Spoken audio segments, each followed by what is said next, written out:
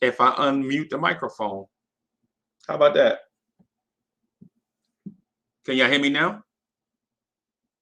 Y'all can hear me now?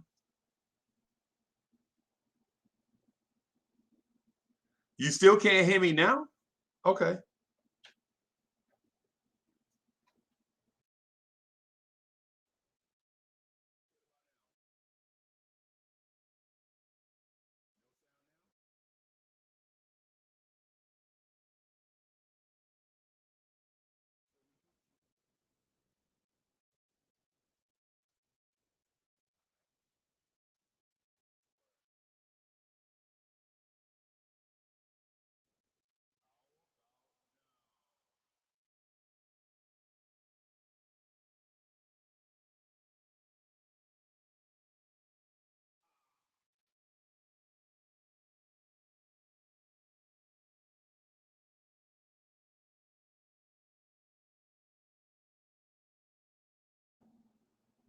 This should be good.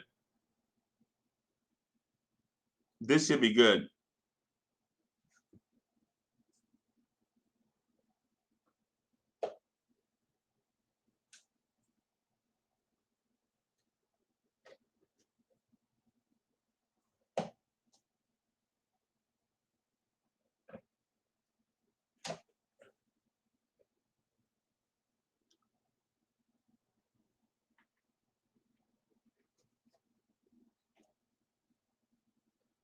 All right.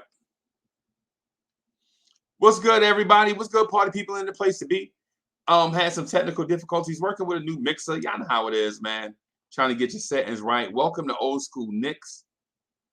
I'm your man, Uncle Freezy. Waiting on Anthony D to show up. You know how stars are. They feel like they can just, you know what I'm saying, you want star time. You know what I'm saying? So just want to say a few things real quick. Just some channel related stuff. Membership is now available for the Blorange Tears channel. Go to the community page. Click on the join, click the join button, right? And you'll have access to certain perks. Perks like access behind the scenes, certain emojis, things of that sort, to make your time spent with Blorange Tears more interactive and fun. Once you become a member, you'll be able to contribute in certain ways, such as show ideas, certain live streams that will be for members only. You know what I'm saying? So go to the community tab, click the join button, and become a Blorange Tears member today. Anthony D is in the building. What's good? What's going on? Good morning. Knicks Nation. Good morning.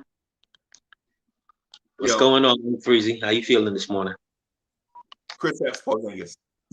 Is that where we starting? No, bro, we can't start. We can't start there, bro. Bro. We cannot. I refuse to start there. Bro, we have to start there. Before we move forward and go retro back in the days, but before we start should the number 30 be retired conversation, we need to clear the air about a certain thing. Well, actually, it's two things. Yes. We need to clear the air about Stephon Marbury's tenure here. Absolutely. We got to clear the air about that. Absolutely. And we got to clear the air about Kristaps Porzingis. And there are a few other things I wanted to speak to you about also. But before we clear the air on those past relics, let's talk a little about last night's game, recent history. Okay. Right. Because as you know, and I'm gonna let everybody know, I was blowing up your phone last night, right? During your watch along. I didn't get a chance to watch with you because I'm watching the game. Right. About the Knicks, and shout out to the Knicks. They won another game. I don't care how they win. Right. But I want to say something to Knick Nation out there, for those of us who are championing the Mitchell Robinson train and how we should throw the bag at Mitchell Robinson. Okay? Valanciunas, or whatever his name is, their center that I used to like him when he was in with the Raptors, and he's only gotten better over the years, ate his lunch. Okay? Ate his lunch. Told him that 15 pounds of muscle that you put on, garbage.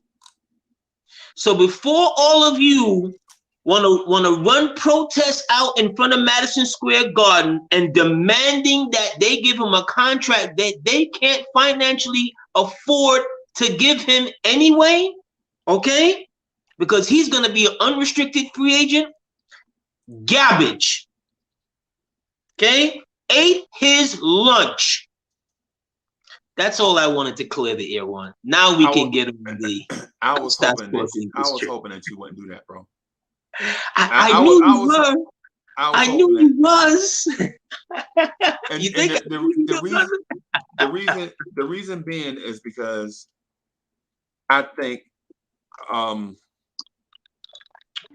what's the way I want to put it? You're about to find an excuse.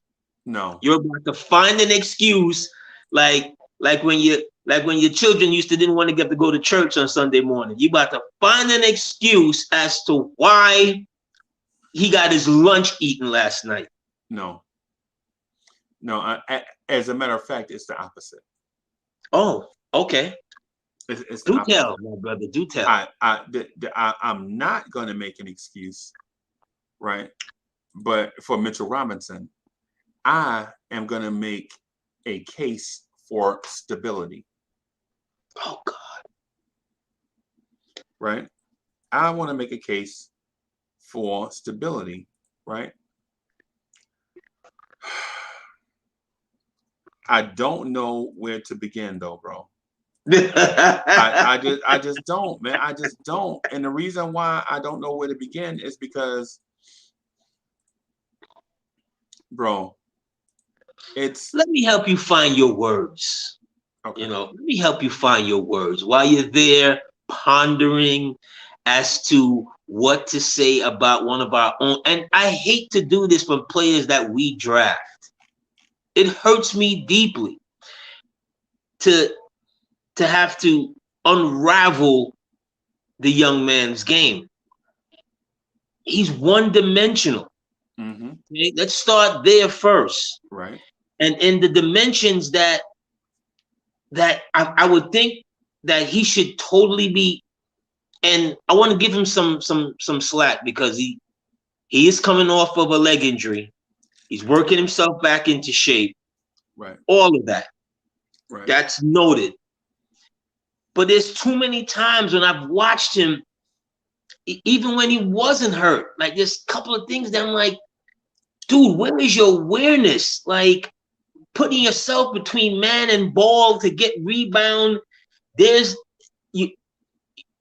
Your importance to this team, especially on the defensive side of the ball, is we've got weaker people on defense with these two new acquisitions. Mm-hmm. When their man beats them, okay, if you are close enough to change that shot, I shouldn't be watching you after they make the layup, take the ball out of the net, going there ready to inbound. Who are you talking about, Taj Gibson? No, I wish that 36-year-old man would give that kind of an effort. I'm talking about the 24-year-old man or the 22-year-old man that gives that kind of effort. Who's the greatest center in Knicks history? It's Patrick Ewing. Stop it. Who's the second greatest center in Knicks history? It's Willis Reed. Stop it. Okay. How old were they when they started in their rookie year? Pat was 22. I think 22, about to turn 23. And Willis like was 23. Right? How old is Mitchell Robinson today? 23. Okay. So listen, I get what you're saying. You don't want to pay him, but I know who you do want to pay. You, my friend, want to pay Norvel Pell. No. You want to pay Nerlens Noel. No. You want to pay Henry Ellenson. You want to No. pay Bobby Portis. You want No. to pay DeAndre Jordan, Enes No. Kanter, Isaiah Hicks, Luke Cornett, Noah Vonleh, Willie Hurley Gomez, Joakim Noah. You are still paying Joakim Noah more than you pay Mitchell Robinson. You want to pay Kylo Quinn, Marshall Plumlee, Lou Amundsen, Robin Lopez, Kevin Seraphin. That's what you want to pay. You want to pay Quincy Acey, Cole Aldridge, Andrea Bargnani. Here's one. Blast from the past. You want to pay Samuel Dallenberg. No. You want to pay Jason Smith. Right? No. You want to pay Tyson Chandler, Earl Clark, Jeremy Tyler. You want to pay Jeremy Tyler the bag. No, you don't. You want to pay Earl Barron, Kurt Thomas. You want to pay the UCLA legend Dan Gadzurich. That's who you want to pay to play center. Josh Harrelson, Jerome Jordan, Timothy Mozgov. That's who you want. Sheldon Williams, the landlord. Sheldon Williams. That's who you want to pay. Get him up. Get him all out the system. No, get him all out the system. Eddie Curry, Jordan Hill. Hell no. Get him out the system. Darko Milicic is who you want to pay. No, you want to pay Cheek Sam. That's who you want to pay, bro. Muhammad Sane. No. Yes. You want to pay Muhammad Sane. No. You want to pay Courtney Sims and Chris Wilcox. You know what? You want to pay Randolph Morris. Listen, when I hear the name Randolph Morris, I think of the black dude from Mission Impossible. But guess what? That's not him. He is not that smooth. He was a clumsy clot with us. Randolph Morris is a clumsy dude, bro. Kelvin Cato and Jackie Cato. And no, they were not brothers. That's who you want to pay over Mitchell Robinson, right? No. Because if you don't pay Mitch, you got to pay somebody. All those names together, you can put all those players together, and they still couldn't beat Mitch one-on-one. Oh gosh. Oh God. So is that where we're going now? Is that where we're going now? What I'm saying is that the kind of sympathy? Is that the kind of sympathy that you are trying to muster up amongst Knick Nation for your Mitch Robinson, take this morning? Right. Freezy. Right. Freezy. Bro. Mitch, and I hate to use this term, but I have to pull it up. He's not that nice. Bro. He's not that nice. I get Explain to me. Explain to me why the V man, I'm gonna call him the V man because I can't pronounce his last name. Explain to me why he ate his lunch last. Because he's good. Oh, he was so good that the coach decided that he saw enough of him. That he saw enough of Mr. Robinson. That dude is good, and he came out on fire. But the pace of the game was too much for that dude. Bigs can't play in this up and down pace. It wears bigs out. It's the reason why Randall looks exhausted, bro. When you 240, 250, and it's up and down, you got to cover so much ground. You back and forth, back and forth. It's not like back in the day where you can keep your feet still and you could just bang a guy. You could just bang him and wear him down. But he looked that way in the beginning of the game. Right. Bro. Even Clyde, didn't you hear Clyde tell him? How did he give up on the defensive possession when he had no place to go? Right. Early in the first quarter. Right. How do you give up on a possession when you had no defensive responsibility? You could do something. You just there in space.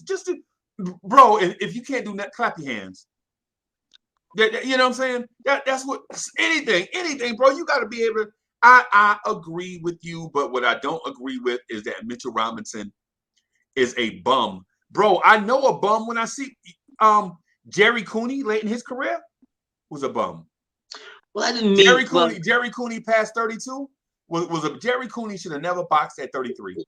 Well, I did text you that he was a bum last night, but I meant not his overall game. So let me temper my enthusiasm. No, Jackie Cato is a bum.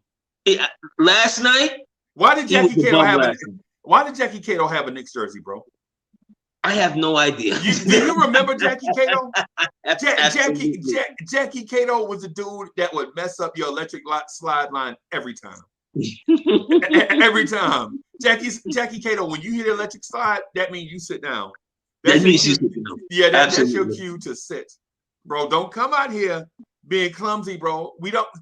How many Knicks can Jackie Cato injure? Oh my God. Bro, come on. Him and what's the kid name? Oh, what's his name? Cole Aldridge were the worst sinners the Knicks ever. Now Chris Dudley was terrible. Chris Dudley was terrible, but Chris Dudley was probably the best screener we ever had. But anything else, Dudley was serviceable. anything. Yeah. He had a decent mid-range jumper. He could grab rebounds in his area. Yeah. He can block the shot if you bring him the shot. If you bring him the shot. Yeah. But if you ask him to rebound outside of was he a outside of a rangy rebounder? Hell no. No. Was he a rangy shot blocker? No. Because the two things you tell Chris Dudley can walk and chew bubblegum, but not at the same time. Chris Dudley was a classic case of a dude that could not walk and chew bubblegum. And Nerlens Noel cannot walk and chew bubblegum at the same time. And you know how I know this? RJ Barrett in the playoffs last year hit him with wraparound passes, and he fumbled them. Like, what was that you gave me? What was that you gave me? All year. They called that all year. They call it a basketball, Nerlens Noel. But the thing that he does so well, once he gets back healthy, your hit song, Mitch is gonna be singing it a few times this year. Splinters. Yeah, he's gonna get splinters. He's gonna get splinters because the one thing that young man does well, anything within the foul line area, he's gonna catch. Or he's gonna make that person look over his shoulder. Right. See, he's not trying to do something that he's not capable of doing. Right. No, he just wants to do what? I can run the floor. I can rebound a little bit. I don't have the girth. I'm not trying to play that girth game. I know I don't have that size, but you know what? Bring it to the basket.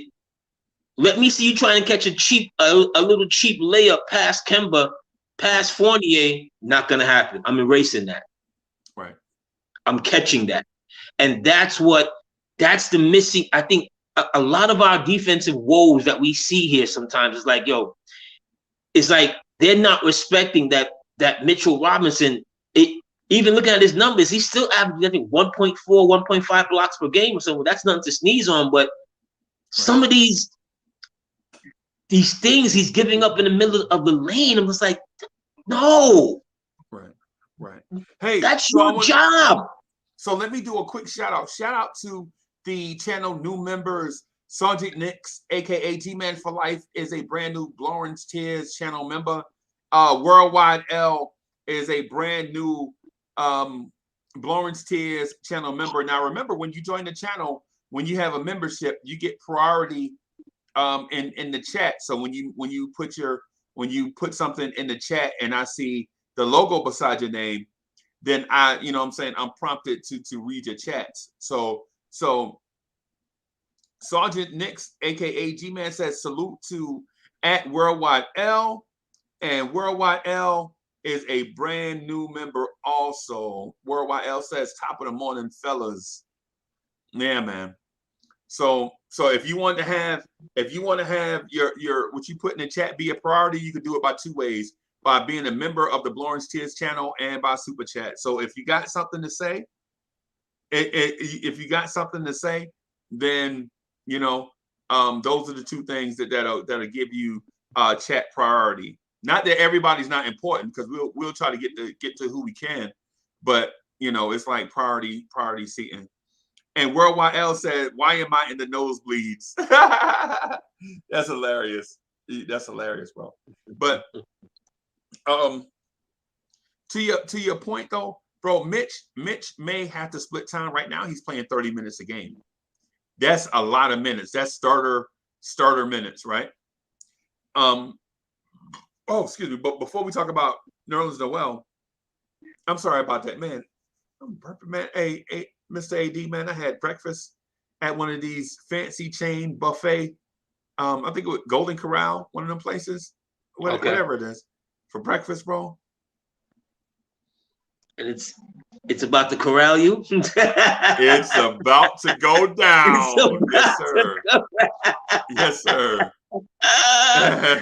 Instead of you Yes, just sir. sticking to your regular grits and sausage on Sunday morning, you have to go get fancy. Like, okay. I just like getting my lady and throwing her in a Mercedes and riding out. Just so we rode out, man. Shout out to Miss Smoking. Speaking of which, how did the car thing go? Everything went well, right? No, it did not. It did not go well. Did you have to put your hands on somebody?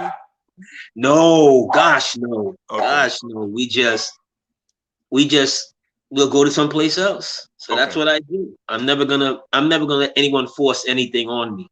So this one luscious sister, tried to use her lusciousness to get me into a vehicle. I'm trying to, what was it, a Nissan Rogue or something like that? Right. And those are nice, bro. She had it all put together outside, grabbed the plates, come, let's go out. I didn't know what it was. I'm like, well, what are we gonna look? Oh, it's outside. It's outside. I'm like, okay. It's outside. You've grabbed the plates and the keys, but you don't know what it is. Right. I get outside and I see it. And another thing, never go car shopping at night. By the time, I think when I got there, it was like 5 o'clock. Yeah. By the time we would finish talking or whatever, she showed me the car about 6. Now it's night. Okay. I see it there. Immediately, it gave me the Golden Corral. I'm like, no. You don't even want to get in the car? No. Right.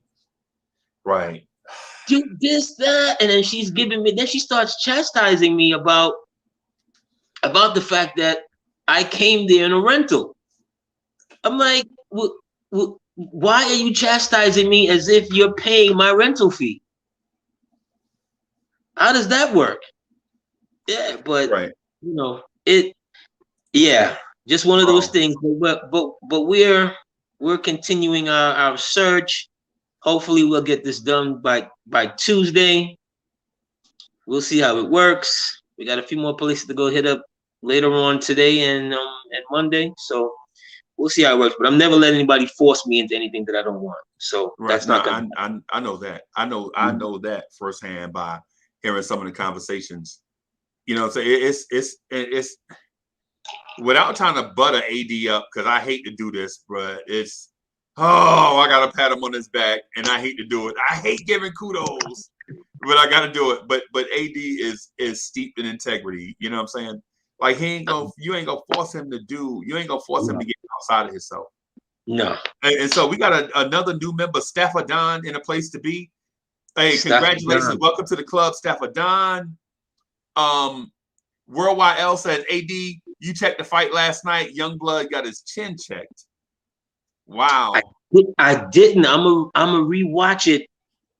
I'm gonna try and catch it later on today. I didn't. I was a little busy last night, so I did not, L. But I will definitely catch it and give you my take on this on that fight. Right. He got his chin checked. Wow. Yeah, I think I saw a little something cross my phone on it, but I was so busy last night, I didn't get a chance to watch it. Plus with the Knicks and everything, and I was so.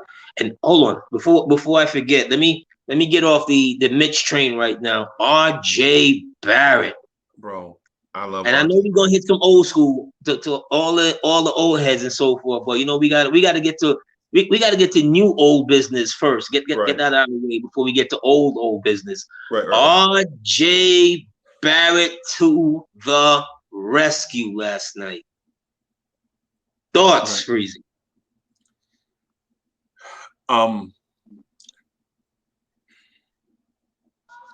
I feel like R.J. Barrett to me is like one of these experiences where it's like, you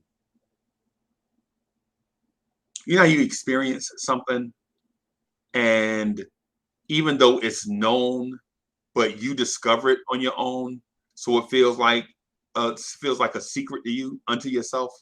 Right. Like I'll give you an example. So I love this dude named Supercat, right? And I love this dude named Junior Reed, right? I love they early joints, not pop radio joints, not the you know what I'm saying? Oh, I'm new to America radio joints, not Junior Reed and Mims doing joints together. I'm talking about old school joints. Like I give you an example, right? So I love this song called "Legalize It," right? Not because of what it's saying, but the actual artistry and the singing. I like it, right? Right? It feels like to me like R.J. Barrett is the superstar that nobody knows about before he becomes the star, right? Like R.J. Barrett is the guy that's on this trajectory that's steadily on the incline, but people are so used to everything skyrocketing that the guys that are on the slow incline, they don't pay them any attention. Yeah. Because of the dudes that go up and down, up and down, up and down, up and down. Yeah. Right. Like people are so enamored with Zion that they don't realize how good R.J. Barrett is. They are so enamored with John Morant, Duncan, like a dude 6 foot, a sick dude 6'1", 160, Duncan on a dude 7 foot tall, that they don't realize that R.J. Barrett went from 14 points a game and a bad coach to a good coach and 17 points a game and good defense to in his second year with that coach to, and my projection is he'll be about 19, 20 points. So about 20 points a game and excellent defense. And shout out to Todd Barbie texted me all day. So I was, my phone, which usually does this all day, just shake all day, was shaking extra fast all day. You know what I'm saying? Because I was in conversations with Knicks Nation. Shout out to Todd Barbie, who I was talking to while you was texting me. That's why I couldn't get back to you, because every time I was trying to, you know what I'm saying? So Todd Barbie said, "Hey man, Uncle Freezy, put this on your show. R.J. Barrett is going to be the next Kawhi Leonard." This is before the game, right?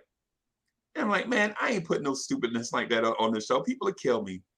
He was like, nah, man, for real, promise, man. I'm telling you, RJ. And I'm like, man, I'm not putting that on the show.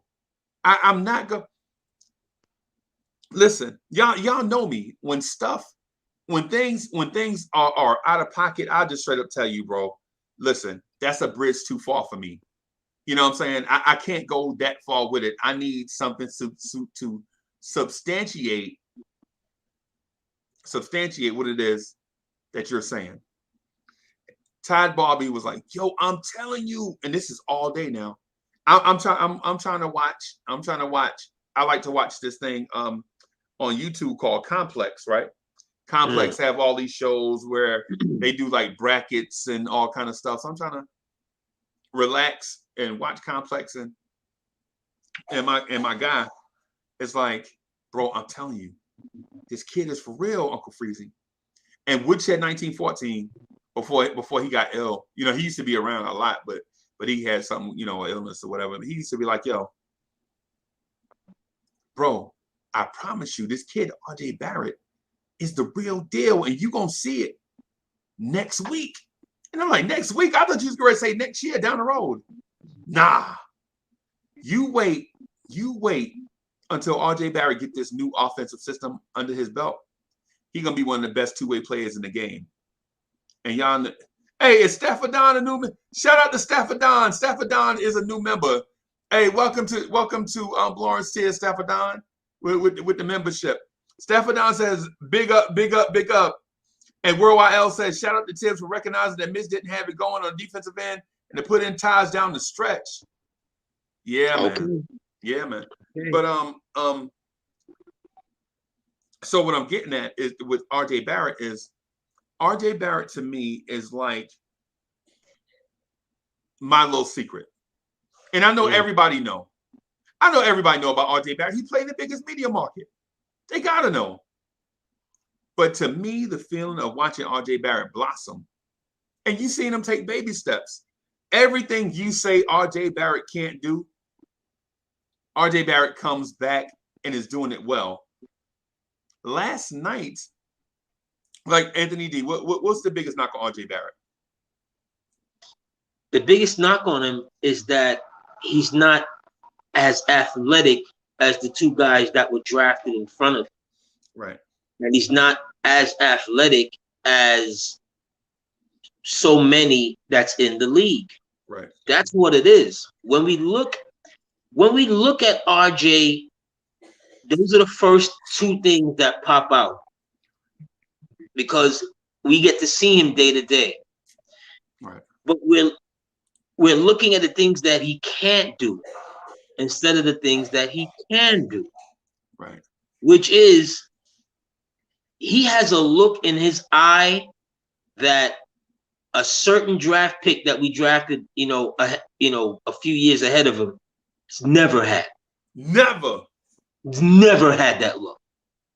Right. When he drilled that three last night, when they were cutting the waffling back and forth or whatever, when the league got to four, and he comes around, he gets the ball and he comes around that curl with the left hand, and he didn't even take him a half a second to line it up. Oh wow!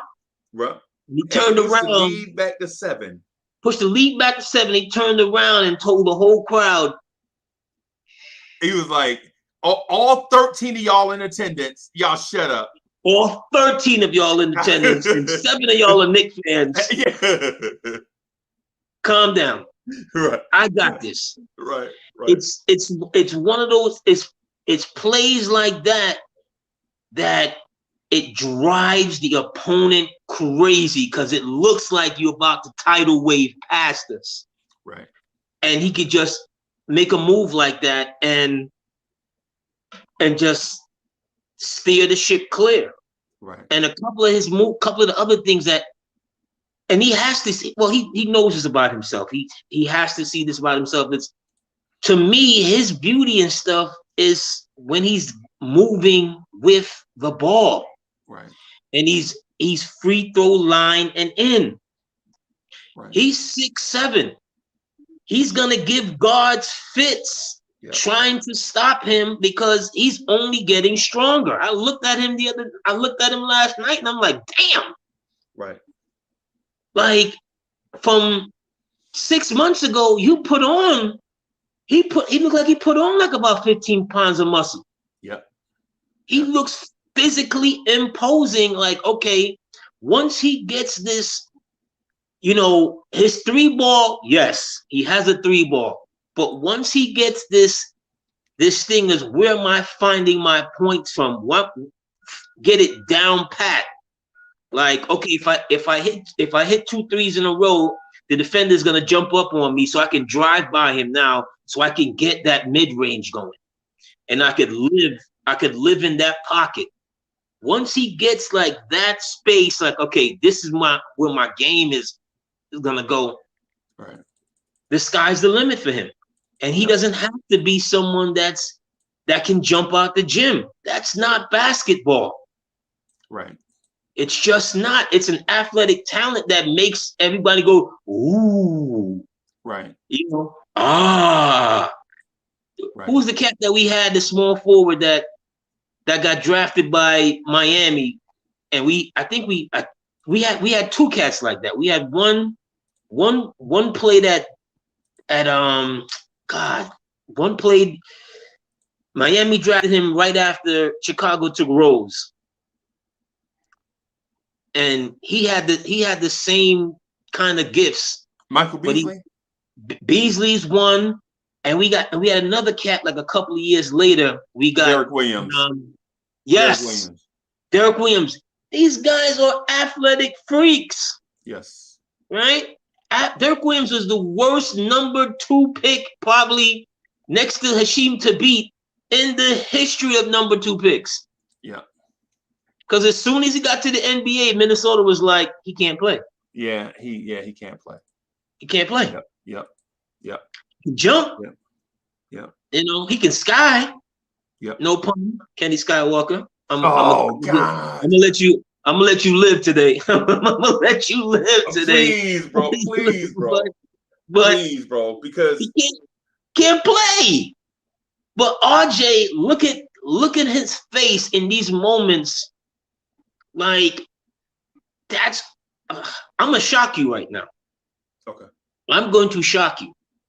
Me, one of my trusted basketball confidants was talking this past week, and you know, he goes, "So you're telling me, first of all, I was kicking Joel Embiid's back in, but I'm gonna let him live. I'm gonna let him live today too."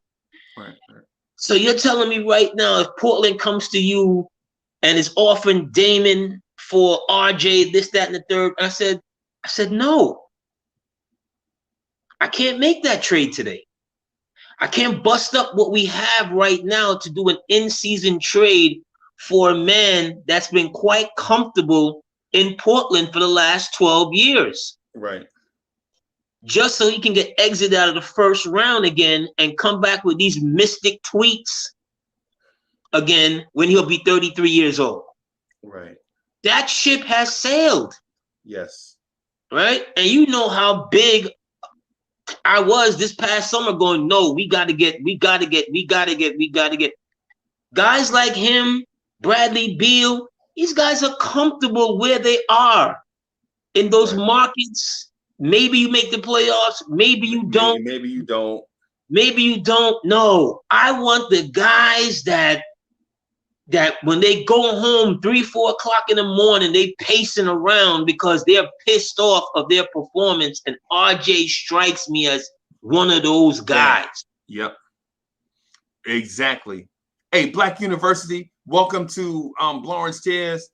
Thank you for the membership, bro. We're gonna try to do the best we can to put out quality content for you. Stuff like today, old school Knicks. Bro. And I'm gonna tell you who I think RJ reminds me of. I think he's got Paul Pierce in him. I think he has Paul Pierce in him. And as he grows, you know, as he gets better and better, and you see the confidence, and you're gonna start hearing the verbal confidence comes out. Because Paul Pierce wasn't the highest flyer, the biggest jumper, nothing. No, he could bang it on you. You know, with a running start, he would try. Yeah, he'll sneak up and bang it on you, but that's not where he was. That's not where he lived on the step back. Right. I'll give you that all day. Once RJ gets his game to where he knows where he's going to get his points and stuff from, you're not going to be able to stop this kid. So, no, and to finish my trade analysis conversation, I said, if I'm making trades for him, I'm not trading for guys no longer who are 10 years in the league, 10, 11 years in the league. No. Right. You got to be right around his age and maybe a tad older. So I'm not trading for yesterday's superstars. Not with him. Right. So, right. A barber told me that one time. Right. He was like, yo, this dude, no lie. This dude was like 60. He was part of he used to be part of, he just did a lot of stuff. He was like one of the cats from the 60s that was doing a lot of stuff. And this is like the 70s. I was talking to him like 10 years after all this stuff, like cats coming back from Vietnam and the world was different. So like what people don't realize is the world was entirely different in the 70s than it was in the 60s. Even though you had some of the same problems, you may have had some of the same problems, but some of the things that went on in the 60s, we overcame some of the stuff from the 60s, but the 70s presented new problems, right? Yes. So in the 70s, you know, we faced new problems like the drug epidemic beginning in the 70s in earnest, for real drug problems now, not just some random dude got strung out on something in the 60s. In the 70s, drugs was real, and then in the 80s, it just took on a life of its own, right? But in the 60s, a whole nother situation. Yeah, but in the 60s, these cats were saying, like give you an example. What they would tell me is in the 60s, they would say, man, we would get a job and you would be so much better than your lead man, that your lead man whole life depended on you coming to work because you was better. But he had to be the lead man because he was white and you was black. And they wouldn't make no lead, they wouldn't make the black man the lead man because of whatever, right? And so he would tell me stuff like Uncle Freezy. And this is me, a 60-year-old man, giving me a messed up edge up and all this stuff. But I had to go to him because he was the barber. He wasn't the barber because he was good. He was the barber because he was one of the pillars in the community. You know what I'm saying? And AD, you know what I'm talking about. You know, just because you own a barbershop don't mean you the best barber. Don't mean you the best, but it was always the guy who owned the barbershop that you didn't go to. Right. His chair was always empty. But you know, but what he would say, but what he would tell me, he would drop gems on me, right? So this one time, I come in, because in case y'all don't notice, I'm a little rebellious, right? But back then I was very rebellious, right? So I come in, he like, Uncle Freezy, what you mad about? And I'm like, blah, blah, blah, man, you know, this King assassination thing is still, you know, I'm talking, I'm like 12 years old, talking about how the King assassination, you know what I'm saying, you cut the head off the snake, man, blah, blah, blah, and all this stuff. And not snake in that sense, but, you know, you get rid of leadership at the top, and then you know, I'm talking to him. He was like, yo, that's yesterday news, man. You can't live your life on yesterday's news. Okay. Right? That's what he tell me, right? And I'm like, what? He's like, you heard me, Uncle Freezy. You can't live your life on yesterday's news. I was like, what?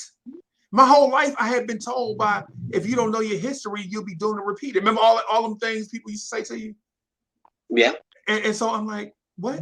He's like, no, you can't live your life on yesterday's news. He was like, yo, when you get in your car and go home, do you drive looking through the back window? You drive looking out the windshield, right? And I was like, what? He's like, yeah, when you drive, and the other cats in the barbershop, they laughing because they know I'm 12. They know I ain't driving. You know what I'm saying? So, but he's saying that to me as a reference that I can understand. Right. You know what I'm saying? And so I'm like, what? And he's like, Uncle Freezy, you young, man. Think about this stuff that we telling you and blah, blah, blah, blah. Okay, whatever. All right. I say all of that to get to a certain thing. The things about this Knicks team and things that happened in the past are old news. RJ Barrett can't shoot. That's old news. RJ Barrett is too small to play the three consistently. It's old news. And you mentioned it yourself. You said RJ Barrett looked bigger. You said that yourself. Yeah. Right? All these narratives about these Knicks, man, is old news, and we need to get away from it and leave it. Right? Because for the record, people don't know this. The Knicks have the #1 offense in the NBA under Tom Thibodeau. Yes. And the narrative, what's the narrative about Tibbs? Tibbs is a defensive-minded coach. Yeah. Right? Yet. But he needed that's to show his growth. And right. And his growth and the basketball brain trust were like, after last year's, you know, one and done in the playoffs, and we saw how bad the offensive was. I don't think it took too much prodding and convincing him that we got to get some offensive pieces here. You know, because, and you've heard me mention this before. Defense, the way you play defense and how you care about defense, it's not the same anymore. It's not the same, bro. No, you you care about defense in moments. Right. Okay? Because no one is scoring 100 and leaving the opponent on 2. Right. Right. Let's just get that out of the way, out of the business. Right. These are professional athletes. They get paid just like the other team gets paid. Right. It's in moments. So right. when I come on early and I'm getting at Mitch, I'm not getting at him for the whole stretch of the game. I'm getting at him in the moments where it counts. Where Tibbs saw, you know what? For the entire game, he didn't have it. And for this last run right here, right, I can't afford to lose it because he doesn't have it. Right. Let me put Taj in. Even if Taj fails, he gonna look like he tried. Right. You know, I know the effort is gonna be there. Right. See what I'm saying? So the last year we were number 1 in defense across the board. Right. So what? We didn't win a championship. No, it didn't matter. Right. It only matters in certain moments of the game. You're gonna remember LeBron chased down Iguodala and blocked that shot. Right. You're not gonna remember the whole entire game. You're gonna remember Mutombo blocking Gary Payton and holding the ball on the ground. You're gonna remember that. Yes. Right. Moments. The moments of the game where the series where the PJ Brown, Charlie Ward, we were up 3-1. The biggest play up until the Charlie Ward, PJ Brown fight, if you remember, the end of game 4, we're up 2-1, trying to go up 3-1 on a switch. Ewing jumps out on Tim Hardaway Sr. Tim Hardaway Sr. is trying to hit that shot. I think we win by 3 or something like that. Ewing is now 7'1", is now guarding 6'1". Right. And he couldn't do nothing with Ewing. And when he rose to take that jumper, Ewing ate it. Yep. I do you one even better. A heartbreaker. This will snatch the heart out Knicks fans' chest. The Knicks, John Starks has the ball, ready to shoot the game winner in Game 6 of the NBA Finals. Oh God! Why do you have to go there? And he is scorching hot. You have never in your life seen a Knicks player in a playoff game. You have never seen a player as hot as John Starks in Game 6, right? And Olajuwon, knowing Starks is gonna shoot, lets Pat Ewing go to the rim uncontested. Pat is going to the rim by himself. All John had to do was pass it. Pass it to Pat Ewing. Instead, he was going for it. He took the shot because he was the hottest man on the planet at that time. Yeah, and Olajuwon got a fingernail on that ball. Yep. Right? And I tell Knicks fans to this day, if Olajuwon had clipped his nails that day, the Knicks may have gone on to win 3 or 4 NBA Finals. Because if Starks hits that shot and we win, the momentum going forward, bro. Because if you remember in 96, my personal opinion is we were just as good or maybe better than the Bulls in 96. In 95, were we better than no. We probably would have paid, 95 we had issues, you know what I'm saying? But I think we beat the Pacers in 96. Not even the 96 team, the 97 team, which gets the team chopped in half for 2 playoff games. Right. Talent-wise, that's the first year of Allen Houston.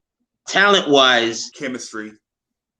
Yeah, talent-wise and chemistry, that may be that pound for pound, because that was the last great year of Ewing.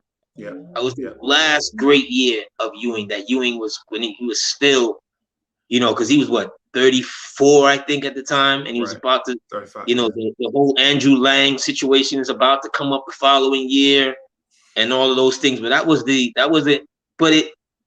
But again, to our points, it only matters in moments. Defense only matters in moments. Right. You're not gonna get the whole. You're not stifling an NBA team for the whole game. You're just not. Players are too talented. Too talented for that. Right. Too talented. This is why for it's moments. It's moments. But sir, I know you emailed me early this morning, so I know you had something on your chest about. Are we gonna do some good, bad, and ugly? Are we gonna do some good, bad, and ugly? You want to postpone that? Do some good, bad. Of course, we're gonna do some good, bad, and ugly. But I think Kristaps Porzingis is in a whole nother category himself, sir. Right. So. Right. I think you had a moment this morning or an epiphany that you wanted to get off your chest with Kristaps Porzingis. So, sir, the floor is yours. The Porzingis moment is a line in the sand. The Porzingis moment, the Porzingis draft, is the moment we went from old relics to a modern NBA franchise trying to figure it out, right? But the thing about that is we were 5 years behind everybody else easily. We're probably 10 years behind everybody. But since I'm a Knicks fan and I don't want to admit being wrong, I'll say 5 years. I don't want to say we were 10 years behind everybody, right? But we were, and you know this. We were, and you know it. Modern NBA basketball was being played, and we were still wearing Anthony Mason jerseys to the Garden. Right, we were still wearing. We had a modern player though, but we had a modern player. Porzingis gives us the entry into the modern game. Right, and so, but before the Porzingis pick, we were not. That's what I'm getting at. That's what I was about to get at. So the moment we drafted Kristaps Porzingis was the moment that we admitted that getting a 6'8", 260-pound power forward, getting a 7-foot-tall, a shot blocking, rebounding center that's all heart, forgetting about point guard, forgetting about shooting guard, forgetting about the backcourt, just getting big, banging, bruising guys that play defense was not the way to go when you drafted Kristaps Porzingis, right? So the moment you drafted the 7'3" Latvian, a 7'3" power forward, by the way, not a 7'3" center, because he's a 7'3" center right now. We drafted a 7'3" super mobile power forward that could handle the ball and shoot the three. Yes. Right now, if I had talked to a Anthony D that was 20 years younger, if this had happened in 1985 instead of 2015, 1995 instead of 2015, what would you have told me? He's soft. What we need with another Kukoc? The game was the Kukoc and Detlef Schrempf and Tom Chambers, and those were like and I'm drawing parallels because those are white ball players. Those were like the best of their kind at that time, and even they had, Larry Bird's, I'm not putting him because he was another generation, but even they had to go through their bumps and bruises, right? To prove their worth, like literally Michael Jordan and Scottie Pippen almost destroyed Tony Kukoc in the Olympics the first time the USA team played Croatia. Right. He couldn't get off a shot. He couldn't get off a shot. He was nervous. He was trembling. We forget that the second time he played them, he did a lot better. Well, they even gave it up to him and was like, maybe he could be something. Right. But it took a lot, a lot of repetition, a lot of being in the game, and and playing against the best players in the world for you to get that. If they had drafted him something like that way back when, I don't know. I don't know if I'd have been on. I probably would have been like, "Are you crazy?" Right. And you talk about the Knicks drafting a Porzingis type way back when, right? Yeah, I probably would have been like, "Are you crazy?" Right, because the Bulls drafted Kukoc years and years and years before he actually showed up. Right? Yeah. They drafted in the second round. I think it might have been 87, 88, 89, something like that. Yeah. But he They didn't show drafted up him. till later. He was still like 16 or 17 or something like that. Right. Because they drafted him years before he showed. But the fact that the Knicks, who could have gone the traditional route and drafted a Willie Cauley-Stein or an Emmanuel Mudiay or a Devin Booker, right? They took a chance. They took a chance on a 7'3" Latvian. And Worldwide Al says Tom Chambers could dunk from the from the 3-point line in the Lakers versus Bulls on second. Yeah, I remember that. Yes, he could. I remember that. Yeah. that double pump. Yeah. Which was the unstoppable move. I used to always use that Phoenix team because that move was unstoppable. All you had to do was get him a running start. If you got him a running start. That's it. Bruh, from the wing. Over. That's it. Right. That's it. Yeah. But the thing about Porzingis, I want to use this as I want to do a hash mark on the Knicks timeline here, because there are certain hash marks on the Knicks timeline that you have to highlight as more important moments of the Knicks history. For instance, an important moment on the Knicks timeline is not drafting Clyde Frazier, because any team in that position would have drafted Clyde Frazier where the Knicks drafted him at. Take out the Knicks and put in the Sixers, they'd have did the same thing. So that's not as important, right? Because any team with common sense would have made that move, right? But I don't know about that though, Freezy. I don't know because I don't know about that, Freezy, because sometimes he was the best player in college. No, he was, but the thing is, what's obvious to you may not be obvious to me. Right. And a lot of teams over the years in every sport, there's always going to be that one team like the Raiders. The Raiders used to do this year in, year out. Let there be a wide receiver or a cornerback who had sub 4.3 speed. And if Al Davis heard about it, God rest the dead. If Al Davis heard about it, or his scouts came back and told him, look, our clock said he was 4.29 or 4.27. Right. They would find a way to draft him. Yep.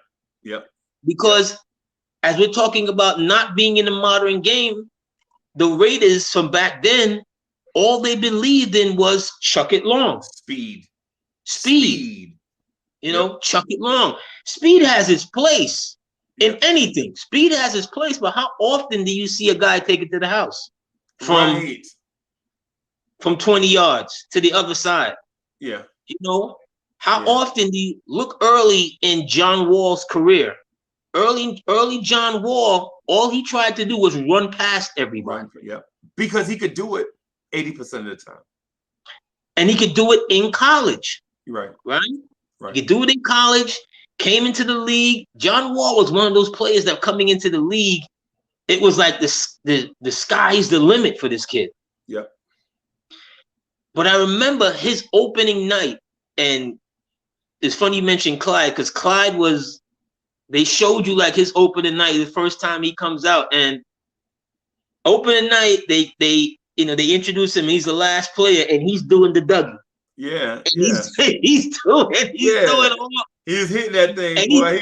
He did like a 2-minute Dougie, right? Yeah. He did like a 2, and Clyde was like, if I had did that and Willis had seen me do some nonsense like that, Willis would have pulled me aside and Willis would have been like, boy, don't you ever do nothing like that again. Like, they would have never let me get away with something like that. Right. As a rookie. You ain't even played yet. You're a rookie. You're here doing a 2-minute dance before you even get the ball thrown up. Right. But his skill set was just, I'll run past you. Yep. And I'll be able to lay it up. Right. Until he found out early, okay, this is not going to work. They're waiting for me. You know, they're waiting for me because these people get paid as well. Yep.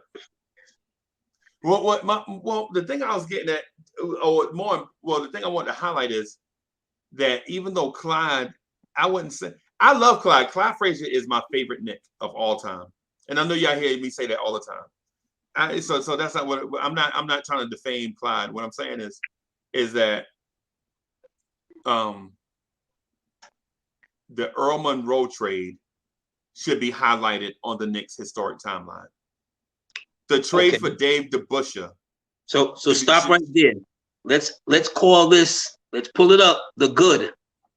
So this is the good, right? So this is the good. Let me find them. Hold on. So this is the good.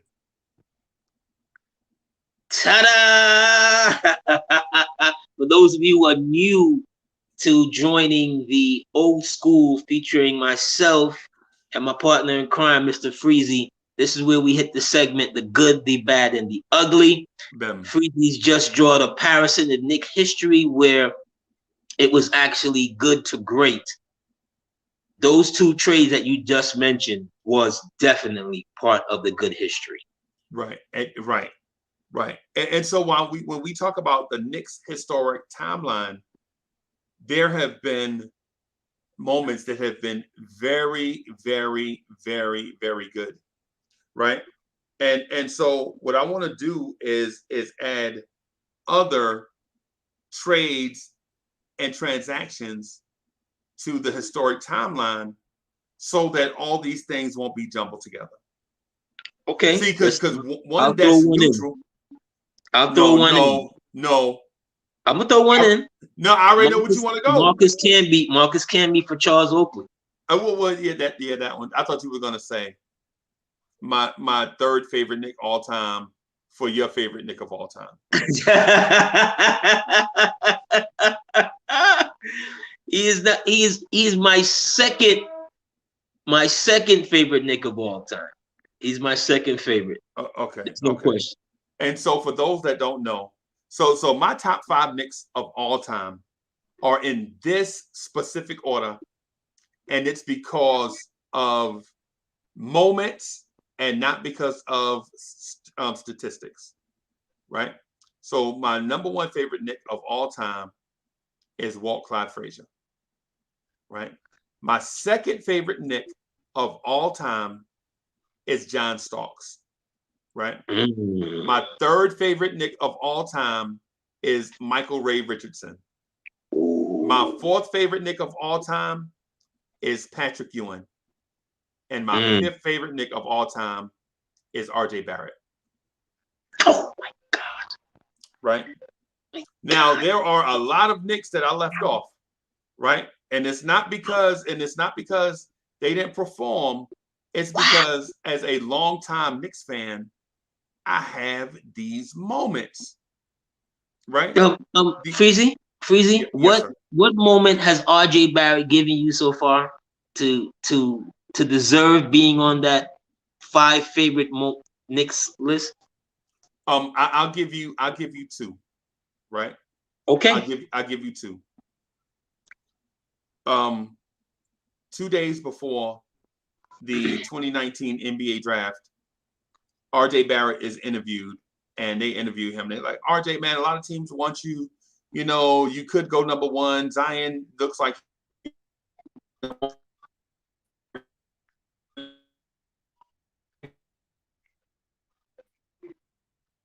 Freezy, you breaking up. Am I good now? Yep. We good? Okay. We missed the last 30 seconds. Okay. So the interviewer says, RJ, Zion to be number 1, but we hear Memphis has a lot of interest in you. How do you feel about you teaming up in the backcourt with Mike Conley Jr.? Mike Conley Jr. said, Memphis contacted me. I didn't return their call. The only team I worked out for is the New York Knicks. RJ Barrett said that. RJ Barrett said, number 2 is Memphis is a fine city, and they got in contact with my representatives, but I did not return my calls to them. I did not work out for them. The only team I worked out for was the New York Knicks. And the Knicks picked 3rd. So he sent a message to Memphis, Don't draft me or I won't be happy. I want to be a Knick, right? And then the next day, ESPN leaks a photo of R.J. Barrett sitting in a car next to his grandfather as a 10-year-old with a New York Knicks hat on. His grandfather grew up in the city. Well, not, I'm sorry. His grandfather came up from the Caribbean, right? Lived in the city and was a Knicks fan, right? And was a Knicks fan. His mom, Keisha, ran track at St. John's. Yeah. Right? RJ said, yeah, okay, this is fine. New Orleans, Memphis, all this stuff. But I only worked out for one team, and that's the Knicks. Right? And so those two individual moments, the one that he told the interviewer, yeah, Memphis called me. I ain't returned their call. I only worked out for the Knicks. Right? And then the next day, the R.J. Barrett as a 10-year-old sitting in his grandfather's car with a New York Knicks lid on. You know what I'm saying? Made me, because I was an R.J. Barrett fan before that. I was an R.J. Barrett fan when he was a 10th grader. When they lost to Lonzo Ball and Chino Hills, and then when R.J. Barrett as a 9th grader scored 38 points on Lonzo Ball, who was a senior in high school and had committed to UCLA. Right. R.J. Barrett scored 38 points. And listen, Lonzo Ball is a defender, right? And think about this. Think about this. Think about what your 13-year-old son looks like compared to your 18-year-old son. Think about that. When you were a 9th grader, that means you was in 8th grade last year. When you were the 12th grader, you was in 11th grade last year. Yeah. You know what I'm saying?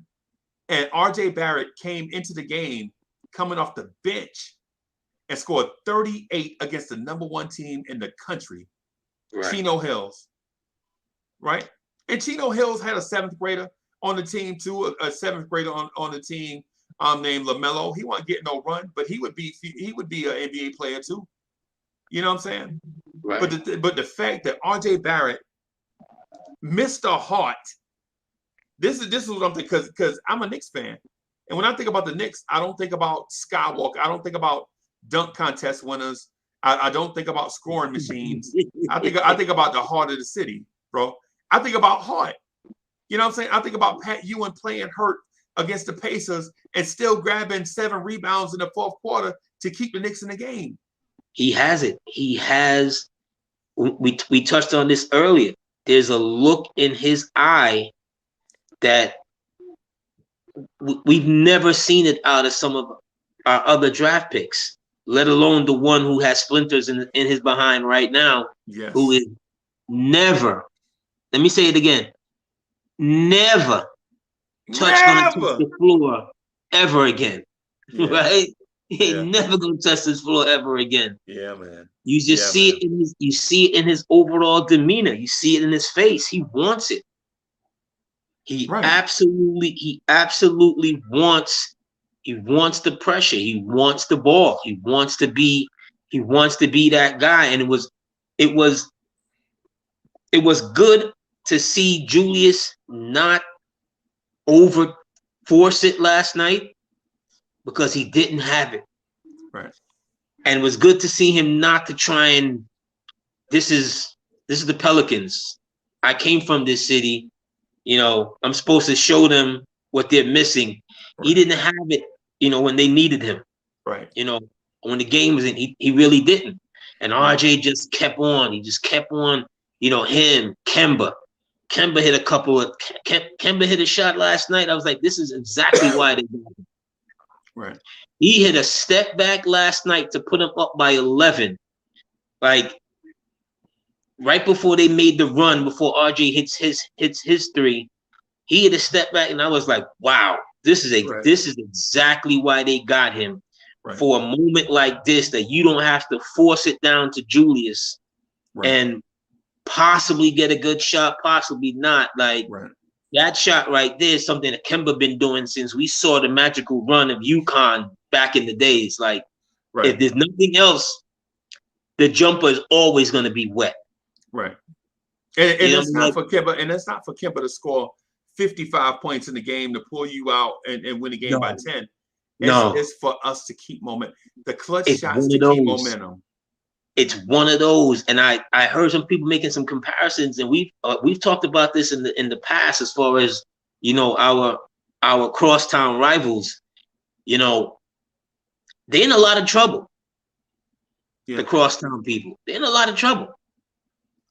Anthony, AD, you can't say that though, bro, because at the beginning of the season when we was predicting records, people were predicting the Knicks to win 44 games, 46 games. And when we were like, yo, you don't know how it's going to play. These dudes don't have chemistry.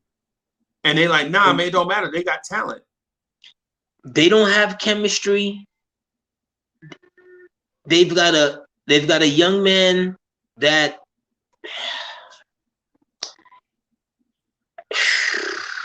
bro, I'm going to talk about that young man.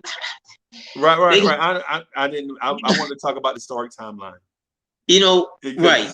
Yeah, because it's they'll drain us. They'll drain us with their soap opera. They will absolutely drain us. That's what I mean. And I don't have enough energy for them right now. So yes, we were on the timeline. Let's stick there. So one of the hash marks on the Knicks historic timeline is Dave DeBusschere and Earl of Pearl Monroe getting traded to New York. Right? You don't even remember what the Knicks gave up. And it's not even important at this point because once we got Dave DeBusschere turned this team of talent because the team was talented now, but they didn't have what it took to get over the hump. They would always lose to the Celtics. JoJo White always had something for them. Right? They gave up another one of our great centers. His name is skipping me right now for the Busher. To be able to put, an older head than us can definitely speak to it. His name is skipping me right now. I know the name, but it's totally I'm losing it right now. For the Busher, who was player coach with Detroit. Right. Then that they were then able to slide Willis to center. Right. To put him back in center because Willis was playing power forward. Right. To put him at his natural position, which is center. Here's another one. Do you know that Willis only played 10 years? Yeah, I knew Willis retired at 32. Right, I knew that. Did you know that Willis Reed also was an assistant coach with Bill Russell? Yeah. Yep. Yeah. And for those that don't know what Willis Reed played like, think of an old school Bam Adebayo type. Undersized for the position, very, very mobile and tough. And when I say and tough, I meant that. Like Willis was not 7'2", 7'3", 7'4", like Lou Alcindor, like Kareem Abdul-Jabbar. Willis, they say Willis was 6'10". I doubt it. Gosh, no. Willis maybe 6'8". 6'8", right. But he played maybe center. 6'8". Yeah, but he played center. But he played center. So think of a mobile big that can cover a lot of ground defensively until he got older, and then he got, saying of course after injuries caught up with him. All you gotta know is that as you talk about timelines, he has one of the greatest moments in sports history. History, not Knicks history. Sports, not basketball. Not NBA history, not basketball history. Sports history. Right. When you hear Marv Albert and you hear the feedback and it's the live the T, I think it's hold on. It's Cassell. It's Marv on the radio, but on the TV feedback, it's Cassell and this other gentleman goes, and I think I see Willis coming out of the tunnel.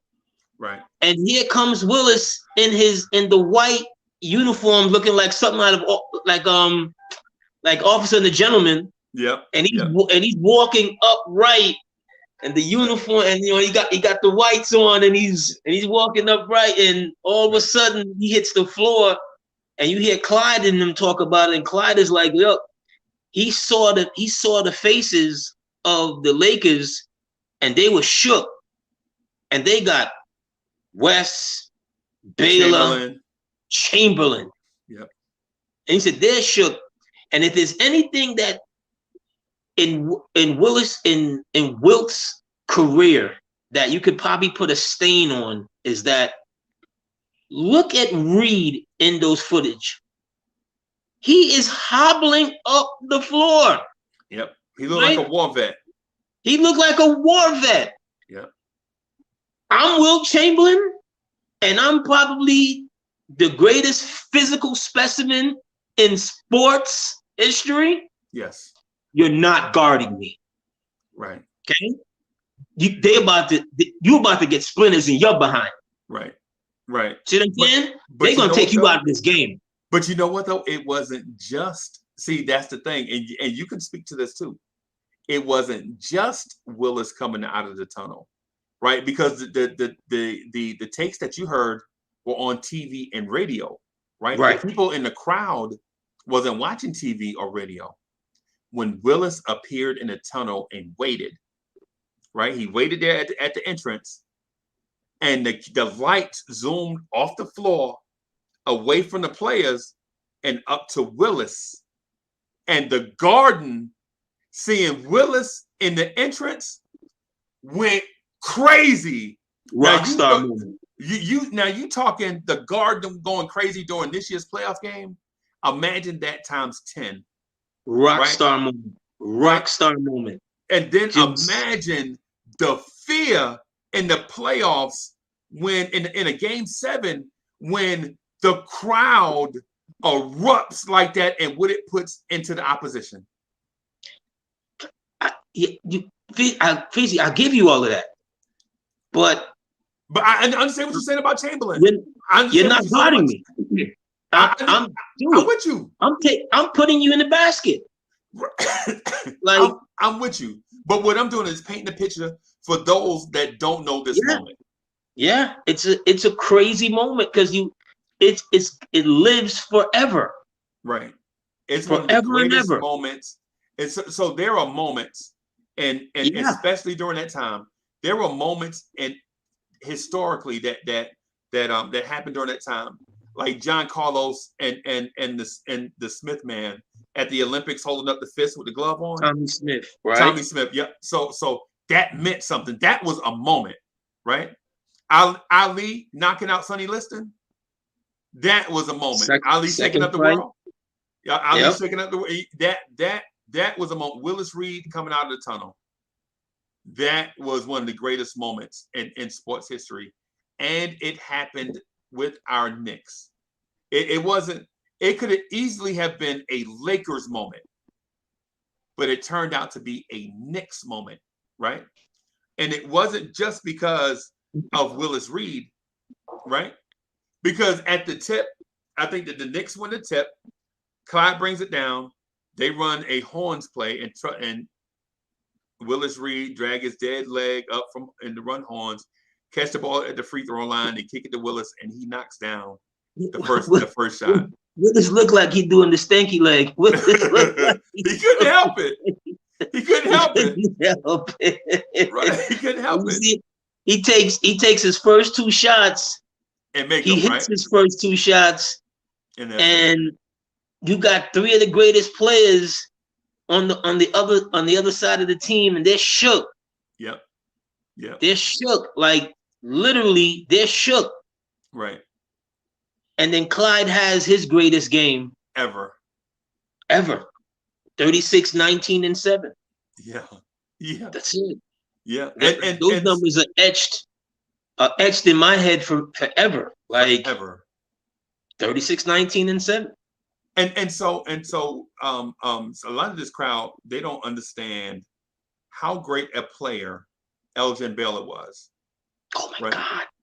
Elgin Baylor, and for those that don't know, Elgin Baylor is the forerunner of the Michael Jordan prototype. Not the dunker Michael Jordan. Because Elgin Baylor, in my opinion, was smoother around her. And Elgin Baylor would lay that ball up in a sea of arms. You like, how Elgin Baylor lay this ball up in a sea of arms and it always go in? How he don't never get a shot block? more so like when the things that I've seen on him, more so like Karl Malone. But when you see his numbers, right, when you see like his numbers, like it's hard to believe that you could have numbers like that for a right, whole season, right. for multiple seasons. For multiple seasons, bro. You know what I'm saying? 30 and 34 and 15 and some of these. When I hear some of those older guys, Right, they're rebounding. I'm not talking about their points numbers. They're rebounding numbers right, right, as a forward. When you have 7-footers today getting 8 rebounds and they're being called a good rebounder. right. 8 rebounds over 36 minutes, that's subpar rebounding. Right. It's not a good number. It's really not. Just keep it a buck. Right. And so, and the thing with Elgin Baylor too, the rebounding was there. I'll give you the rebounding part.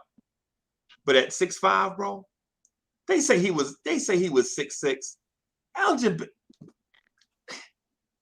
Baylor, if Elgin Baylor was 6'6", I'm 6'6", right? So the thing is at 6'6", bro, the dude could do things, and the dude can do things, right, with a basketball in the air that you didn't see before that. No. Because nobody thought about being that smooth, right? So cats look at Elgin Baylor, they think he a power forward. They're like, yeah, Elgin Baylor was nah, man. Elgin Baylor did stuff, bro. Like when you hear the old timers talk about Elgin Baylor. So first of all, back then, the name Elgin meant class. Like if you had an Elgin watch, you was somebody, boy. Yeah, you was somebody, man. If your pops had an Elgin watch and he drove a Cadillac. Bro, absolutely. You know what I'm saying? You were definitely somebody. But right. those guys, just with the who could guard him? Who could guard him back then? Nobody. You don't have, because you just can't guard that. You can't guard the guys that are just giving you absolute buckets, and they're giving you buckets from different angles.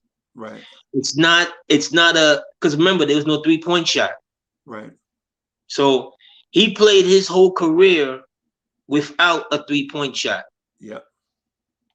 Think about that for a second. LeBron is about to break Kareem's record. Kareem, I think, has 2 3-point shots on his belt. Right. 2. Right.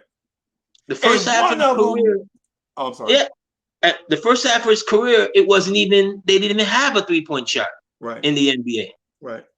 So it's going to take you probably the same amount of time, because how long did Kareem play? 21 years, 22 years? Yeah, he played a long. It's going to take you the same amount of time, because LeBron is on year 19?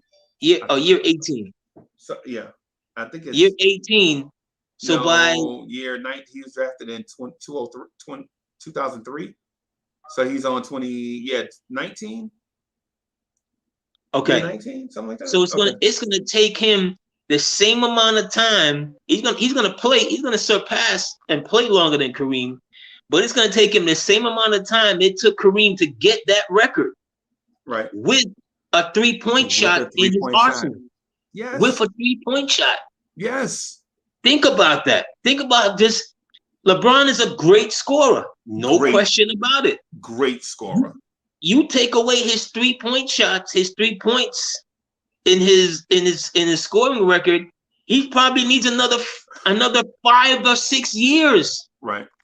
If you turn his threes into twos, he needs another 5 years. He probably needs another 5 or 6 years beyond when he breaks the number. Right.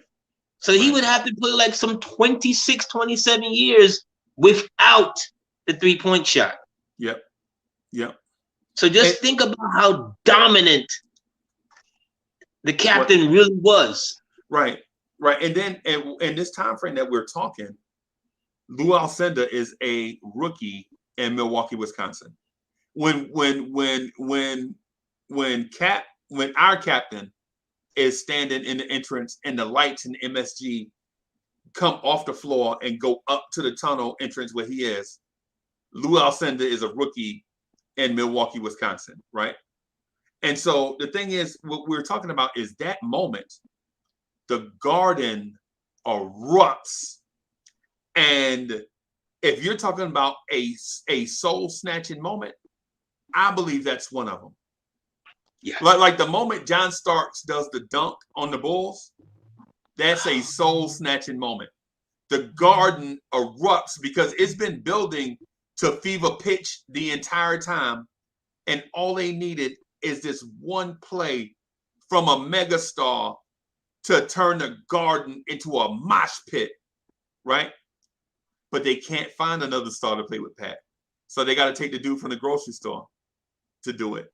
And when he does it, the Garden, I heard somebody, I wasn't there. I was in Fort Hood, Texas, boxing, getting my brains beat in, right? But I saw the game on TV, right? Saw the game on TV, right? I heard an announcer say they have never been to an event so loud in their life. And he said the only thing comparable was Whitney Houston singing the Star Spangled Banner at the Super Bowl in Tampa, Florida. And the crowd that erupted that day, how the crowd erupted in fever pitch, and the jets were flying overhead because we were sending our little boys to war for the first time in a generation, and how the people in the stadium was so crazy. That Whitney Houston moment, he was like, the crowd was so hyped then that you couldn't even hear yourself think. You had to cover your ears to think. He was like, it was 5 times louder than that in the Garden. 5 times louder than that in the Garden, bro. And the saddest thing is that as we're still on the timeline, so let's hit the bad. All right, let's hit the bad. Let's hit the bad. And it's gonna be a very brief bad because I'm not gonna stay on it. After John Starks dunked and we won that game, that's all the games we won for the rest of that year. That's it. Let's move on from the bad. Now let's do the ugly. Thank you. Let's move up on the bad. Thank you. You want to go ugly? Let's go ugly. On the timeline. The Nate Robinson years. Let's go all the way ugly. Let's go all the way ugly. So it's Isaiah Thomas years. Oh my God! When they turned our blue uniform into that green, remember that green uniform, that green with the orange and the black, and they had Nate Robinson outside the building after he had the slam dunk championship. Oh my God! Lord have mercy. Right. You know what? Right. And I don't say this to belittle Nate, and I don't want to take nothing away from Nate because Nate was a tremendous athlete. Right. But Nate Robinson totally symbolized what was wrong with our organization just in his small, compact We were self. a freak show. We were a freak show. We had Nate Robinson, smallest guy in the NBA, big heart. If Nate ever mustered up a consistent energy, Nate could have really been something in this league. Yep. Besides him being a guy who could jump 50-some inches in the air, right? Besides him being the butt of jokes because he thought boxing was a game and got rocked. Boxing is not a game, bro. Right? He thought he could train for 6 months and get into the ring. And got Snoop Dogg singing "Amazing Grace" outside. Yeah, that was hilarious, bro. That was hilarious. Oh my God! I tell you, Snoop Dogg over there also he just heard him start going,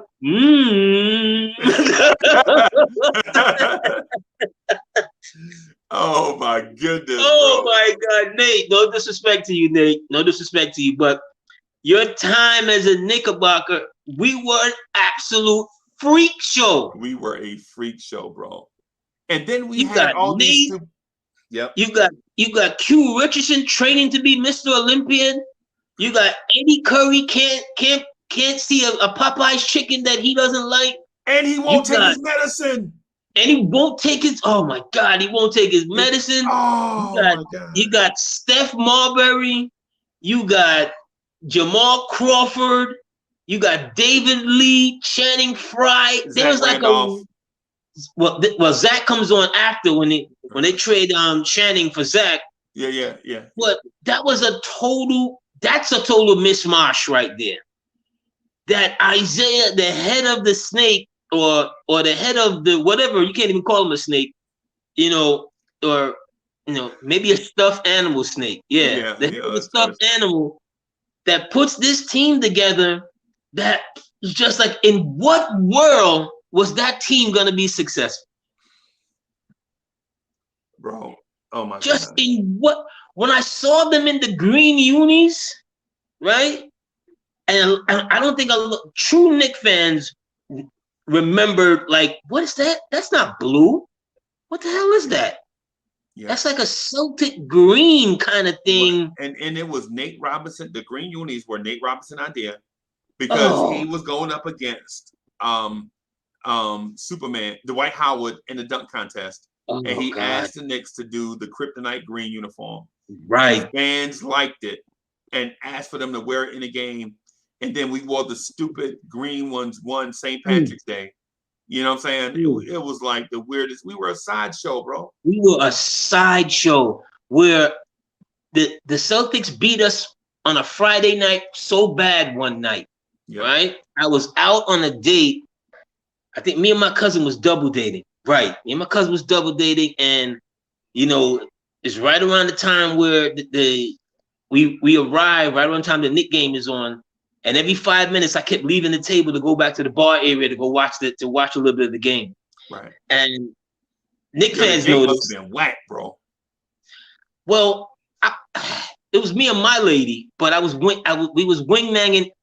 I was trying to get my cousin, who was like the worst wingman ever in the history of wingmen. I'm trying to get him some play, and he don't know how to. Well, that's a whole other story. That's a whole other story. Pretty horrible. Bro, he sounds like he is the Marty Collins of dating. Lord have mercy. Just horrible. That's why I could leave the table every 5 minutes, because he wasn't going. I mean, she was just happy just to be out on the night, and she was like, "Hey, I think you told me that your cousin broke up with his lady a couple months ago. Whatever. I got a friend at the job. Nice young lady. I saw a nice, cute Dominican chick, nice long hair, whatever, kind of chubby, but so what? Didn't really matter. Right, but he comes in and he's like, oh, man. And then the Knicks getting their brains beat out. All this stuff. It's like a disaster, bro. There was a time on a Friday night. That's when they started that whole Friday night song. We didn't win a game on a Friday night for like 3 years. Oh wow, that's a long time. Like 3 years we didn't win. Like 50 games. Oh. Eddie Curry played a game one night against the Nets. Cliff Robinson, rest in peace, Cliff. This is old Cliff Robinson with the Nets. Eddie Curry, I think, had 27 points. Some 8 or 9 rebounds, which Eddie Curry was a horrible rebounder. Especially, he was not a space rebounder. It had to come right to him. He might have had a block, which is a lot for Eddie Curry. And Isaiah, this is when Isaiah became the coach of the team. Isaiah took him out, right? I'll never forget this. They took him out because he was a horrible rebounder. And they were up by like 6 or 7. They needed to, control the glass, of course. Right. They put him back into the game with like a minute and a half to go. As the lead is like, we losing the lead or whatever. Cliff Robinson grabs the ball over him and David Lee and bangs it on them both, in the process giving David Lee a shot to the eye, gives David Lee a black eye. Yo, when I tell you, Freezy, if we wasn't in a public establishment, I would have tore the place apart. You hear me? I was never so upset. I'm cussing him like, yo, why would you put him back into the game? Right. Why would you put him? You need rebounding. Cliff Robinson grabs the offensive rebound, bangs it on them both, and gives David Lee a shiner for his trouble. For his trouble, right? Yes. Oh my God. Like, yo, why would you put this man? Yo, oh my God, that Isaiah team, that Nate Robinson, Nate Robinson. That's how you know how bad you are when the highlight of the team's era is the dude wins a slam dunk competition. Yep. And he looks like Robin. He looks like Robin in his little outfit with the little cape that he had on in the back. He looked like his mommy should be taking him trick-or-treating. Yes. Yo, for real. Oh, when I saw God. Nate, I was like, did Nate look like somebody mommy should be taking this kid trick-or-treating, bro? Yes, he was just him, that team. Then they, this is after they fired Larry Brown, but when they had Larry Brown, it was like, God, why? Why did you ugly again? Can I hit the ugly let's get off. Let me hit the ugly again for Larry Brown, bro. Hit it again. Oh my God. Oh my God. Larry Brown, and people forget. The ugly 2 times. Yes, the Larry Brown, Jalen Rose, Steve Francis, Tracy McGrady. Oh my God, when you think about it. Oh my God. If we had those dudes in their prime, bro, we'd have been somebody. But we got them at the end of terrible contracts. Man, Steve Francis, Tracy Anthony McGrady, Hardaway, Penny Hardaway, Jalen Rose. Yes. Man. Whoa. My God. Whoa. Clarence Weatherspoon. Oh my God, bro. Lord have mercy. It's just, you can't. In what world was these players together? The one player I felt sorry for during those years was when he traded for Malik Rose and brought Malik Rose to this team. Because Malik Rose goes from the pinnacle. He comes from the pinnacle, top of the mountain, all the way to the gravel pit. Yes. Right? And Malik Rose has to be thinking, why did you trade for me? Right. Like, seriously, why did you trade for me? Yeah. How am I supposed to help this team? Right. Malik Rose might have been like an undersized power forward, Draymond Green, type of player, right? But he's only going to be effective if he has other good players around him so he can do his thing. Right. You've got a cast of characters here with the best player on the team is Stephon Marbury, and him and the coach are at war. Right. Right? Because the coach doesn't like the way he plays. Right. The coach tries to undermine him every chance he gets. The coach thinks that let's trade for Steve Franchise. And the thing is, to your point, he did the same thing to Iverson in Philly. Yes. Why would you think it's gonna work in New York? You got a ball dominant guard, and you gonna bring in Larry Brown? For as much credit as he gets for being a good coach, that man right there, it takes a special type of talent not to choke the crap out of him. Yep. Because Marbury talked about in one of his online feeds, he was like, Trevor Ariza was going to get him. Right. He said Trevor Ariza was going to get him. Yep. It makes sense as to why they had to trade Trevor Ariza. He said, he was the one that had to step in and talk Trevor Ariza down. It's like, nah, Trevor, you this is your first year, whatever. You do anything like that, you're gonna be out the league. Now, Trevor Ariza was gonna get him. Yep. And I'll tell you what, just real quick, right? So what people don't know is Larry Brown is the first coach to cut John Starks in San Antonio. Larry Brown said, this kid is talented, man. talented. We just don't have the room on this roster to keep them. If we had, he was like, yo, I want to keep the kids so bad, I just can't, because we got to get down to 12 players, right? And you can't cut a dude named Sean Elliott. You know what I'm saying? You ain't cutting him, right? So he calls Don Nelson, and Golden State is like, I'm going to send you this kid, John Starks. You have never seen a man with so much heart in your life, right? This is Don Nelson talking about John Starks and Sarunas Marciulionis. People forget about Sarunas Marciulionis because Run TMC had four guards, right? Hardaway, Richmond, Marciulionis, and Starks. People forget about John Starks, right? But anyway, Larry Brown cut Starks, right? And he proceeds to run the point guard that we traded away, Rod Strickland, in the ground, right? So Larry Brown teaches New York City point guards just one thing: just execute the play, and if they don't execute on their end, it's not your fault. It's their fault, and I'll go chew them out. The Spurs are down one.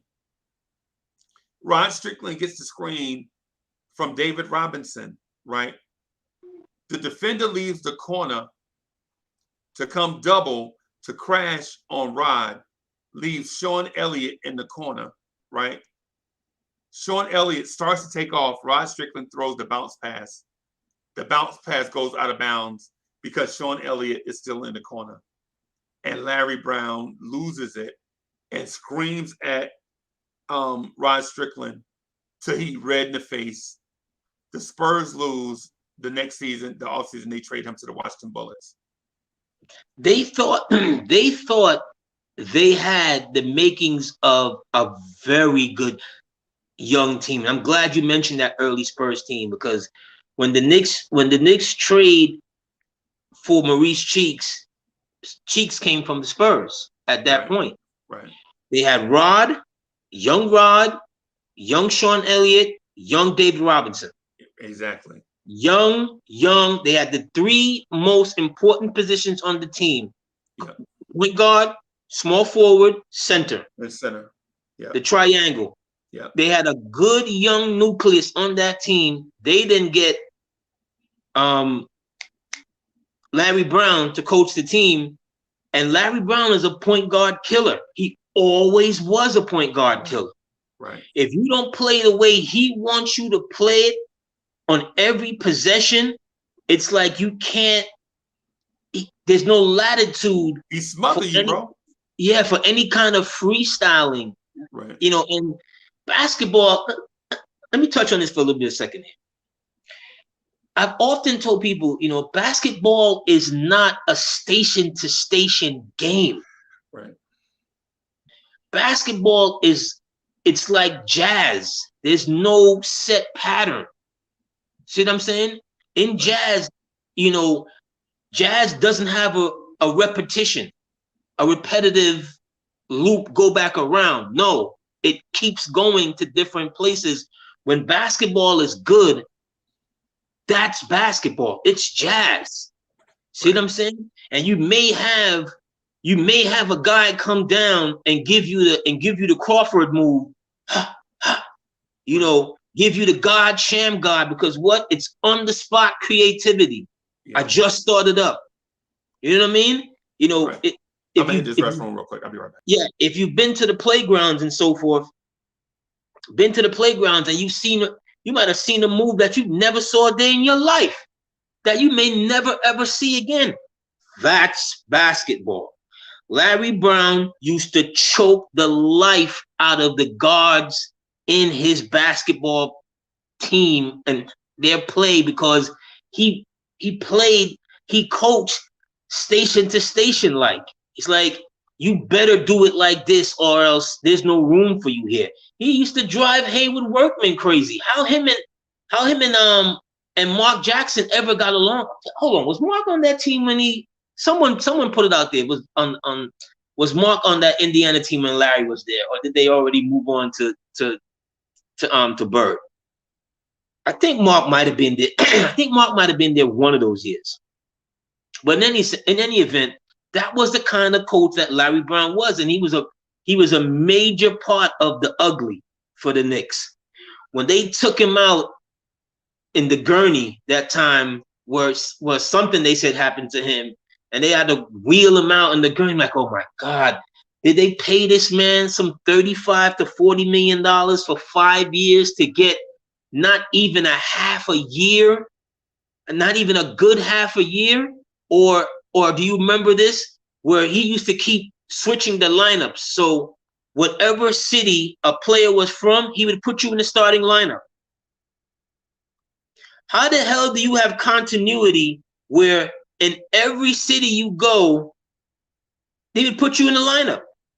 So Eddie Curry's from Chicago, or if he wasn't if he was on the bench, whatever, Eddie, you're starting. Jerome James is from wherever, South Carolina, whatever. You close enough? We're playing in Miami. Oh, that's close enough. You're starting.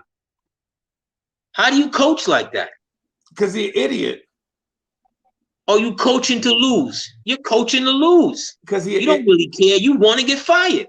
Yes, he wanted to get fired because he got paid 5 years, $25 million. He's getting paid $5 million a year, which was absurd for a coach.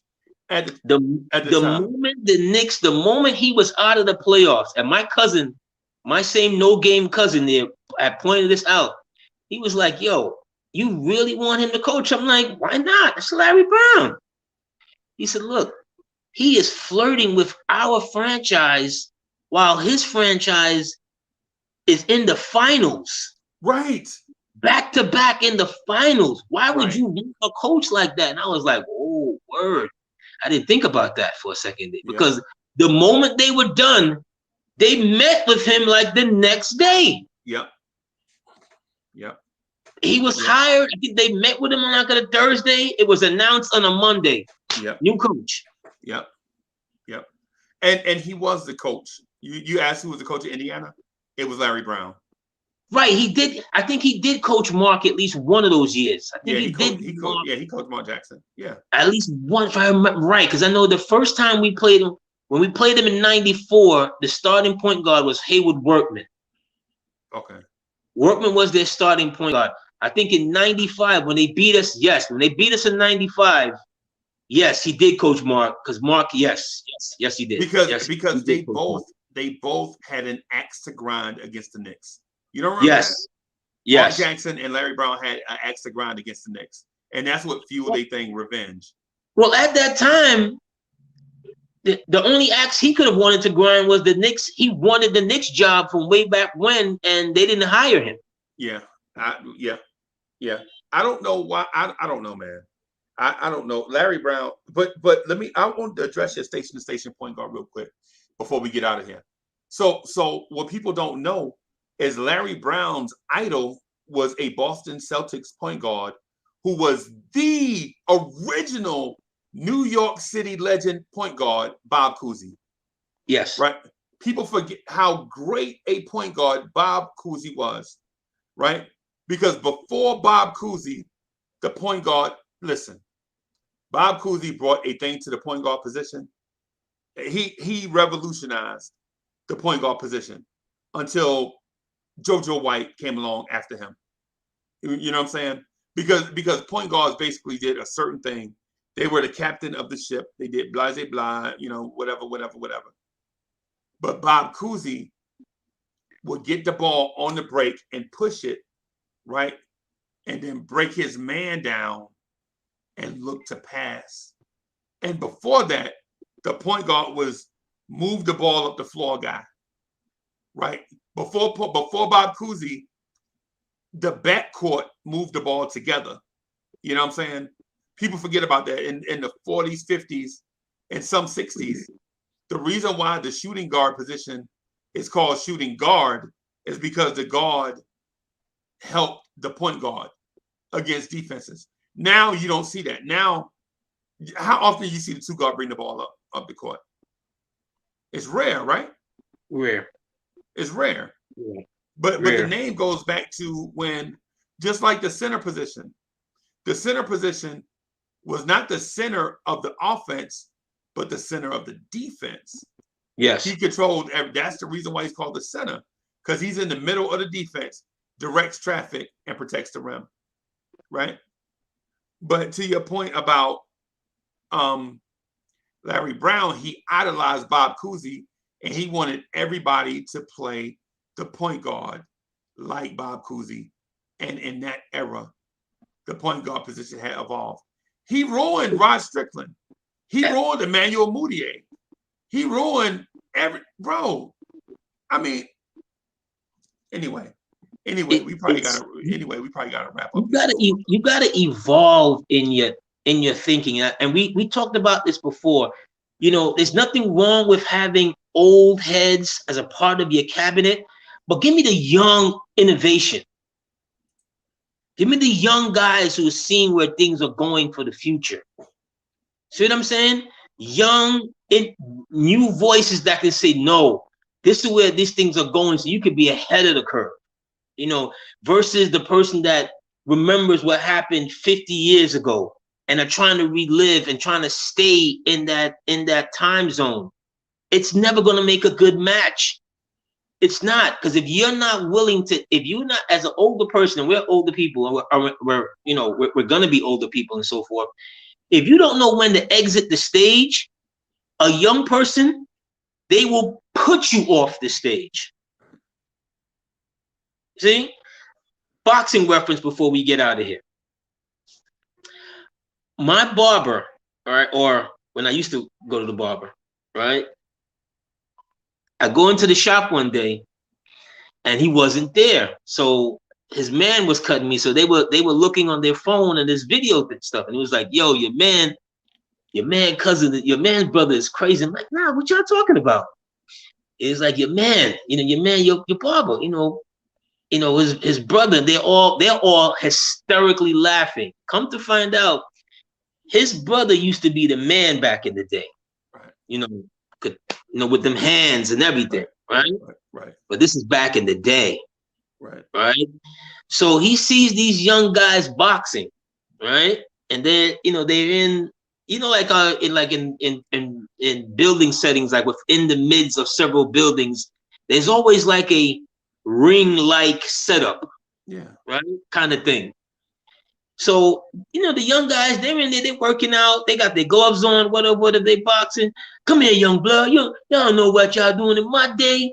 I used to lay, right. I used to lay out, whatever. And he's talking hella stuff, right? He's talking all kind of hella stuff, Reese. Mind you, this man got the Ron Isley from Court ponytail, right? Yeah. Like 60 years old. Right. Big dude, obviously out of shape. Obviously. He wants to fight this 22-year-old buck Negro, right? Thoroughbred. Oh my God. You want to fight a silverback.